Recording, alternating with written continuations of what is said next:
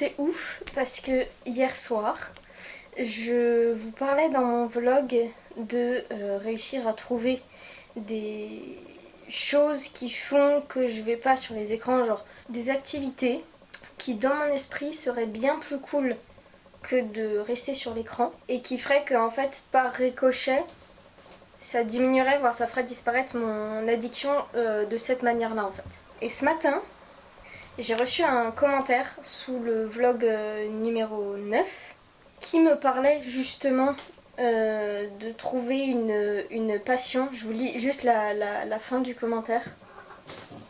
Alors mon cœur, tu chasses les mouches? Voilà, je ne connais pas des passions, mais s'il y en a qui ne nécessitent pas d'écran, fonce et investis-toi à fond. Après, si ta passion c'est YouTube, ben chad pour le temps d'écran. Chad, c'est dommage.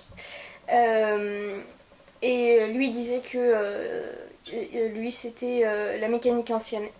Et j'étais là genre, c'est exactement ce dont j'ai parlé dans le vlog de hier soir. Et du coup ça me conforte vraiment dans cette idée qu'il faut que je trouve une ou plusieurs occupations qui ne concernent absolument pas les écrans, sur lesquels je puisse vraiment à fond me replier quand c'est nécessaire. Parce que j'ai des occupations qui concernent les écrans comme YouTube, Netflix, le cinéma aussi, même si c'est un écran un peu différent, ça reste un écran quand même. Y a quand même des choses qui me tiennent à cœur de faire, comme faire le tour des réseaux sociaux, mais genre rapidement. L'écriture, la façon dont je conçois l'écriture, intègre vraiment complètement un écran. Mais c'est vrai que mis à part ça, j'ai pas grand chose. En temps normal, j'ai la musculation et la natation, sauf que depuis que j'ai plus ma voiture, c'est plus compliqué d'y aller. Et c'est aussi plus compliqué de se dégager du temps.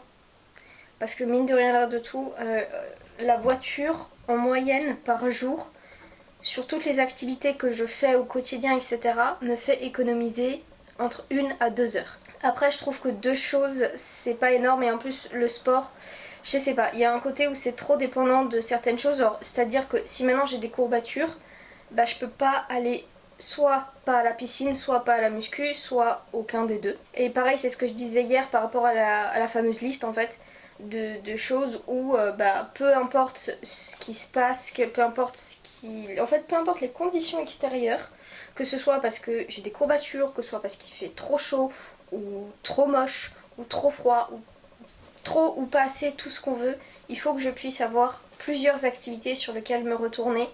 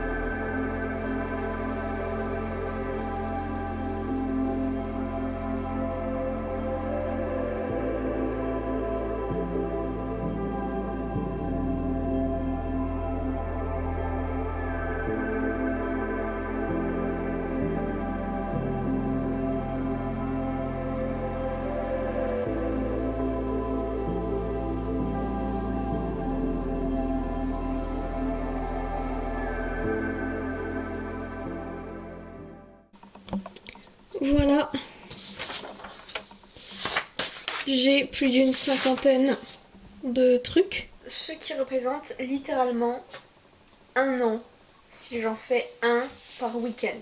Alors ça passe par trouver des rideaux pour ma chambre, à faire un road trip en moto, puisque un jour j'aurai mon permis moto et une moto. On a aussi créé un jeu d'alcool en plateau et un jeu d'alcool en carte. Me décolorer les poils des jambes, c'est quelque chose que j'ai envie d'essayer depuis pas longtemps. Faire des séances photos. J'ai bien envie aussi de me tester à écrire une chanson.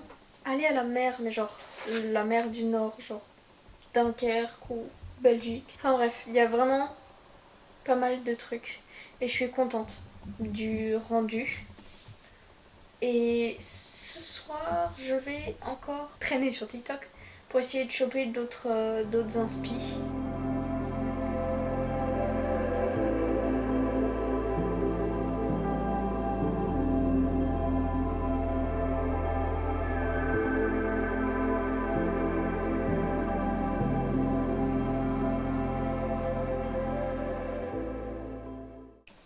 Je suis à moitié en train d'éblouir, mais c'est pas grave.